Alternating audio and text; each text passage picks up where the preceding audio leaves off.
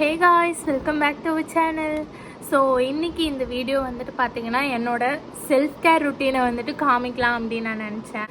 So self care routine அப்படின்னாலே வந்து என்னோடய ஹேர் தான் வந்து ஃபஸ்ட்டு வர்றது. ஸோ என்னோடய ஹேருக்கு நான் கொடுக்குற டைம் தான் வந்துட்டு ரொம்பவே அதிகமாக இருக்கும். அது மட்டும் இல்லாமல் இப்போது கொஞ்ச நாளைக்கு முன்னாடி நாங்கள் ஒரு டூர்லாம் போயிட்டு வந்திருந்தோம். ஸோ அதனால் வந்து பார்த்திங்கன்னா ஹேர் கொஞ்சம் டேமேஜாக இருக்குது. அது மட்டும் இல்லாமல் பாடி வந்து ரொம்பவே ஹீட்டாக இருக்குது.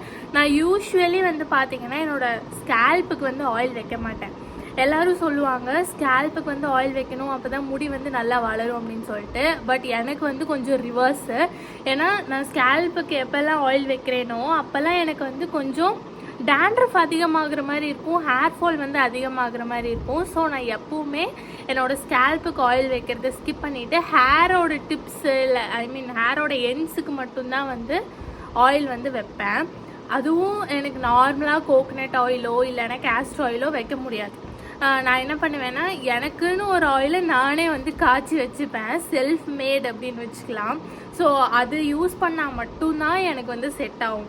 இல்லைன்னு வச்சுக்கோங்களேன், முடி வந்துட்டு ஆனாலும் ட்ரையாக இருக்கிற மாதிரியே எனக்கு வந்து ஃபீல் ஆகும். கொஞ்சம் என்னோடய ஹேர் ஆல்ரெடி ட்ரை தான், பட் ஸ்டில் இன்னுமே ரொம்ப ஃபீல் ஆகும். ஸோ அதனால் நான் வந்து இந்த மாதிரி காய்ச்சி வச்சுப்பேன். உங்களுக்கு வந்து இந்த எண்ணெயோட கலர் பார்த்தா தெரியுதா, பச்சை கலரில் இருக்குது. இது வந்து கரிசலாங்கண்ணி யூஸ் பண்ணி நான் வந்து காய்ச்சி வச்ச எண்ணெய். இதோட பாட்டில் வந்துட்டு லயன் டேட் சிரப்போட பாட்டில். ஒரு கண்ணாடி பாட்டிலில் தான் ஊற்றி வைக்கணும் அப்படிங்கிறதுக்காக நான் இந்த லயன் டேட் சிரப்போட பாட்டிலை ரீயூஸ் பண்ணியிருக்கேன். ஸோ என்னோடய ரொட்டீன் ரொம்பவே சிம்பிளான ரொட்டீன் தான். நான் வந்து இன்றைக்கி என்னோடய ஹேருக்கு ஆயில் வைக்க போகிறது கிடையாது. அப்புறம் எதுக்கு நீ இதை தூக்கிட்டு வந்திருக்கேன் அப்படின்னு நீங்கள் கேட்கலாம். எதுக்குன்னா நான் ஆல்ரெடி சொன்ன மாதிரி என்னோடய பாடி வந்துட்டு ரொம்ப ஹீட் ஆகிடுச்சு. ஸோ அதை நான் வந்துட்டு ஒரு விதத்தில் கண்ட்ரோல் பண்ணணும்னா எனக்கு இந்த ஆயில் ரொம்ப தேவை. ஸோ அதுக்காக தான் ஆயில் எடுத்துகிட்டு வந்திருக்கேன். ஃபஸ்ட்டு என்ன பண்ண போகிறேன் அப்படின்னா என்னோடய முடியில் இருக்கிற சிக்கு எல்லாத்தையும் எடுத்துக்க போகிறேன். ஃபஸ்ட்டு இதை ஆல்ரெடி நிறைய பேர் சொல்லியிருப்பாங்க, இந்த மாதிரி சுருட்டிட்டு கீழே இருந்து நம்ம வந்து எப்பவுமே இந்த டேங்கிள்ஸை டீடேங்கிள் பண்ணோம் அப்படின்னா முடி வந்து கம்மியாக கொட்டும் அண்ட் டக்குன்னு வந்துட்டு அந்த டீடேங்கிள் வந்து ரிமூவ் ஆகி வந்துடும். அதுக்காக தான் இப்போ இந்த ஹேர் ஃபுல்லாக நான் வந்து டீடேங்கிள் பண்ணிட்டேன். அடுத்து என்ன பண்ணோம் அப்படின்னா இதுதான் என்னோட உச்சி. ஸோ இங்கே தான் வந்துட்டு நம்ம ஆயில் வைக்க போகிறேன். கொஞ்சமாக எடுத்துக்கிறேன், நிறையா இல்லை, கொஞ்சமாக தான் இருக்குது. அப்படியே அந்த உச்சி தலையில் வச்சு இப்படி தேய்க்க போகிறேன். ஆக்சுவலி வந்து பார்த்திங்கன்னா இந்த டெக்னிக் நான் இன்னொரு விஷயம் சொல்ல மறந்துட்டேன். இந்த எண்ணெயில் வந்து பார்த்திங்கன்னா தேங்காய் எண்ணெய் கூட வந்துட்டு அதிகமாக, தேங்காய் எண்ணெய்க்கும் கொஞ்சம் அதிகமாக வந்து கேஸ்டர் ஆயில் வந்து யூஸ் பண்ணியிருக்கேன். ஸோ இந்த கேஸ்டர் ஆயில் வந்து பார்த்திங்கன்னா என்னோடய பாடியில் இருக்கிற ஹீட்டை வந்து அப்படியே கண்ட்ரோல் பண்ணும். இது வந்து எங்கள் வீட்டோட பழக்கம். பாடி ஹீட் அதிகமாகிடுச்சுன்னா தலையில் உச்சந்தலையில் வந்துட்டு எண்ணெய் வைக்கணும் அப்படின்னு சொல்லுவாங்க. மெயினாக வந்து கேஸ்டர் ஆயில் வச்சா இன்னுமே நல்லது, வச்சு தலைக்கு குளிக்கும் போது நல்லாயிருக்கும், குழு குழுன்னு இருக்கும் அப்படின்னு சொல்லுவாங்க. ஸோ அதுக்காக தான் நான் மேக்ஸிமம் வந்து கேஸ்டர் ஆயில் யூஸ் பண்ணுறது. ஸோ அந்த ஸ்கேல்பில் வச்ச தடமே தெரியல கைஸ், சீரியஸாக அப்படியே உறிஞ்சிருச்சு அந்த எண்ணெய். அவ்வளோ ஹீட்டாக இருக்குது என்னோடய பாடி. ஸோ நான் இன்னும் கொஞ்சம் எடுக்கிறேன். இந்த வெயில் காலத்தில் வந்து நீங்களும் வந்து ஹீட் ஸ்ட்ரோக்னால ரொம்ப ஹீட்டாக இருக்குது, என்னால் தாங்கவே முடியல, என் பாடி வந்துட்டு ஹீட் ஆகிடுச்சு, ரொம்ப யூடிஐ ப்ராப்ளம் வருது, இந்த மாதிரியெல்லாம் ஃபேஸ் பண்ணிங்கன்னா நீங்கள் ஒரே ஒரு சொல்யூஷன் தான் தருவேன்.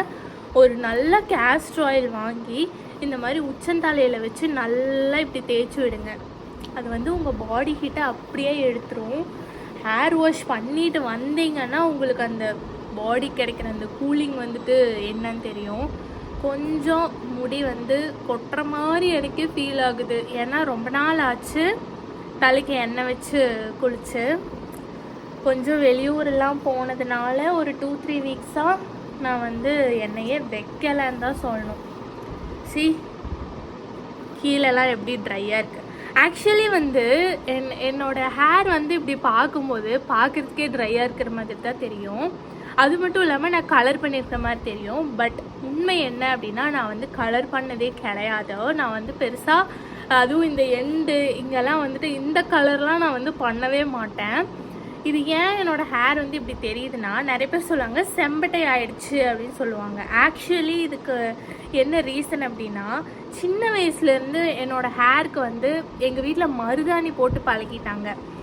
சின்ன வயசுலாம் வந்து பார்த்திங்கன்னா ஒரு 3 months ஒன்ஸ் 4 months ஒன்ஸ் வந்து பார்த்திங்கன்னா ஃபுல்லாக மருதாணி அரைச்சி தலைக்கு வந்து ஸ்கேல்ப்லேருந்து டிப்பு வரைக்கும் போட்டு பாட்டி ஊரில் வந்து பார்த்திங்கன்னா ஆறு இருக்கும். ஸோ அங்கே போய் வந்து வாஷ் பண்ணுவோம். அதனால தான் வந்து பார்த்திங்கன்னா என்னோடய ஹேரோட கலரே இந்த மாதிரி சேஞ்ச் ஆகிருக்கு.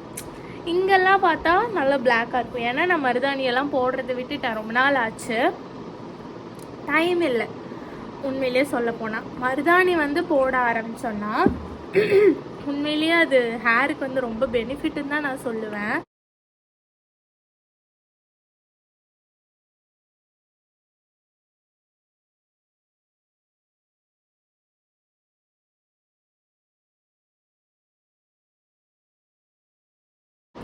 என்னோடய ஹேருக்கு வந்து ஆயில் வச்சாச்சு. ஹேருக்கு ஆயில் வச்சாச்சுன்னு சொல்ல முடியாது, அந்த ஹீட்டை தணிக்கிறதுக்கு என்னோடய ஸ்கேல்பில் வந்து ஆயில் வச்சாச்சு. நான் வந்து தலை சீவி டீடாங்கிள் பண்ணி கிட்டத்தட்ட 2-3 days ஆகுது. ஸோ என்னெல்லாம் வச்சதுக்கப்புறம் I got this much of hair fall.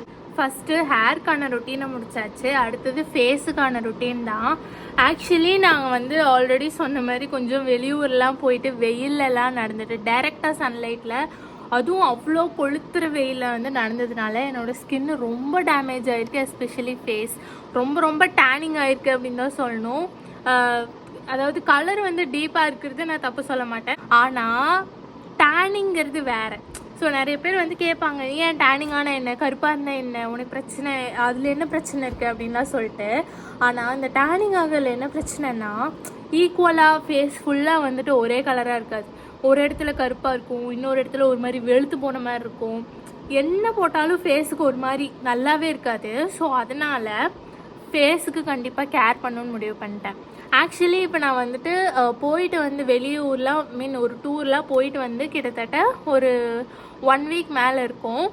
1 week பண்ணாது தான் நீ இப்போ பண்ண போறியா அப்படின்னு கேட்டால் ஆமாம்.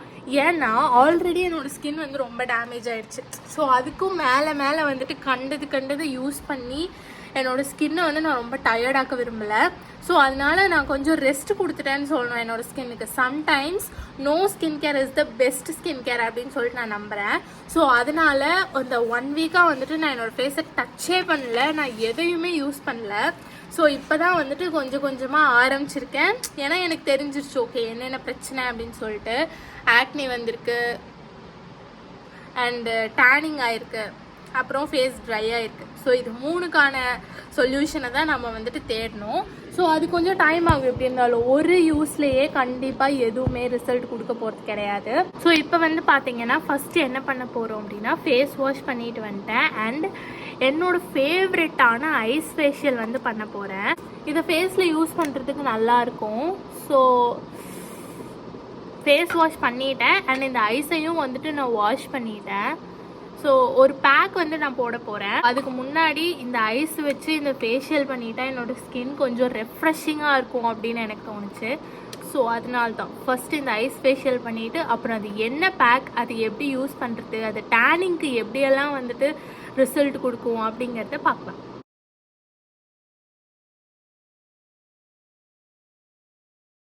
இப்போ வந்து பார்த்திங்கன்னா ஐஸை வச்சு ஃபுல்லாக என்னோடய ஸ்கின்னில் வந்து ஃபேஷியல் பண்ணியாச்சு. பார்த்தாலே தெரியும் என்னோடய ஃபேஸே அப்படியே வந்து ரெட் கலரில் இருக்குது. அவ்வளோ ரெஃப்ரெஷிங்காக இருக்குது அப்படின்னு தான் சொல்லுவேன். 5 minutes வந்து ரெஸ்ட் கொடுத்துட்டு என்னோடய ஸ்கின்னுக்கு இப்போ வந்துட்டு நாம் ஒரு ஃபேஸ் பேக் வந்து போடலாம். அது என்னன்னு பார்க்கலாம். ஸோ ஐஸ் ஃபேஷியல் பண்ணிவிட்டு ஃபேஸ் வாஷ் பண்ணிட்டு வந்துட்டேன். ஸோ எவ்வளோ டேனிங்காக இருந்தது, இப்போ கொஞ்சம் எனக்கு ரெஃப்ரெஷிங்காக இருக்குது. இப்போது வந்து இந்த ஃபேஸ் பேக்கை தான் நம்ம வந்து ஃபேஸில் போட போகிறேன். இது வந்து என்ன ஃபேஸ் பேக் அப்படின்னா நான் போட்டே சொல்கிறேன். ஆக்சுவலி இது வந்து பார்த்திங்கன்னா கடலை மாவு, அப்புறம் அரிசி மாவு, அப்புறம் கார்ன்ஃப்ளவர். கடலை மாவு வந்து எதுக்குன்னா அப்படி ஃபேஸை வந்து நல்லா டைட்டன் பண்ணும். அண்ட் அரிசி மாவு எதுக்குன்னா அந்த டேன் வந்துட்டு ஃபுல்லாகவே எடுத்துரும். கொரியன் ஸ்கின் கேரில் கூட பார்த்திங்கன்னா நிறைய அரிசி வச்சு நிறைய பண்ணுவாங்க. ஸோ அந்தளவுக்கு நமக்கு பண்ண முடியல அப்படின்னாலும் அட்லீஸ்ட் ஒரு சண்டே இந்த மாதிரி ரிலாக்ஸிங்கான சண்டேயில் இந்த மாதிரி வந்து ஃபேஸ் பேக் போடலாம். ஸோ அரிசி மாவு வந்து அதுக்காக தான் யூஸ் பண்ணுறது. அந்த டேனிங்கை வந்து ஃபுல்லாக எடுத்துரும். அண்ட் கார்ன்ஃப்ளவர் வந்து எதுக்குன்னா அது ஒரு வித்தியாசமான கதை. ஏன்னா என்னோடய மார்க்ஸ் எல்லாமே வந்துட்டு நான் கார்ன்ஃப்ளவரை என்னோடய ஸ்கின் கேர் ரொட்டீனில் யூஸ் பண்ண ஆரம்பிக்கும் போது என்னோடய அந்த பிளெமிஷஸ் ஆக்னி மார்க்ஸ் எல்லாமே வந்து கம்மியாகிறத நான் பார்த்தேன். ஸோ அதுதான். அண்ட் நீங்கள் கருப்பாக என்ன இருக்குது அப்படின்னு பார்த்தீங்கன்னா காஃபி பவுடர் வந்து உண்மையிலே ரெஃப்ரெஷிங்காக இருக்கும். அண்ட் இதை வந்து போட்டு இப்படி அப்ளை பண்ணும்போது இந்த குட்டி குட்டியாக இருக்குல்ல பிளாக் ஹெட்ஸ் ஒயிட் ஹெட்ஸ் அதெல்லாம் கூட போயிடும் காஃபி பவுட்ரு இருக்கிறதுனால. அண்டு அண்டர் ஐயில் வந்து போடும்போது பார்த்திங்கன்னா அந்த டார்க் சர்க்கிள்ஸ் எல்லாத்தையுமே அந்த காஃபி பவுட்ரு எடுத்துரும். ஸோ இதுக்கு தான் நிறைய பேர் இதுலேயே வந்து மில்க்கு வந்து யூஸ் பண்ணுவாங்க. என்னால் மில்க் யூஸ் பண்ண முடியாது. பிகாஸ் எனக்கு வந்து கொஞ்சம் ஆயிலியில் காம்பினேஷன் ஸ்கின் அப்படி இருக்கிறதுனால மில்க் யூஸ் பண்ணால் எனக்கு வந்து ஆக்னி அதிகமாக வரும். ஸோ அதனால் அவாய்ட் மில்க் வந்து நான் அவாய்ட் பண்ணிக்குவேன். உங்களுக்கு வேணும், உங்களுக்கு வந்து மில்க் சூட் ஆகும் அப்படின்னா நீங்கள் தாராளமாக மில்க் போட்டுக்கலாம். அப்ளை பண்ணியாச்சு. கொஞ்சம் நேரத்தில் இது வந்து காஞ்சிரும். பேசக்கூடாது, நம்ம வந்து கடலை மாவு போட்டிருக்கிறதுனால பேசாமல் இருக்கணும், இல்லைன்னா ரிங்கிள்ஸ் வந்து அதிகமாக ஆரம்பிச்சிடும். ஸோ பேசாமல் இது நான் க்ளீன் பண்ணும்போது உங்களுக்கு காமிக்கிறேன்.